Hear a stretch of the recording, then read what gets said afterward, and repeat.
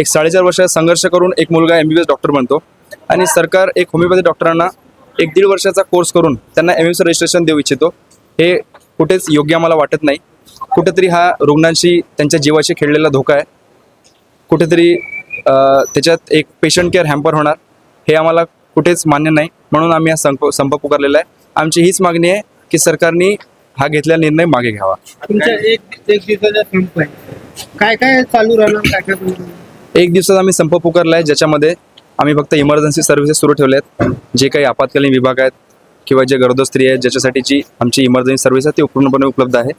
ते सोडून जे रुटीन सर्व्हिसेस आहेत, OPD आहेत, ते आम्ही पूर्णपणे आज बंद ठेवलेलं आहे. कुठलेही आमचे निवासी डॉक्टर्स आज तिथे गेलेले नाही आहेत, पूर्णपणे बंद पुकारलेलं आहे. एक दिवसाचा संप काढणार काय असतं? पुढची भूमिका आमचे वरचं सेंट्रल मार्ड आहे, त्यांच्याकडनं आम्हाला जे काही अपडेट संध्याकाळनंतर मिळणार.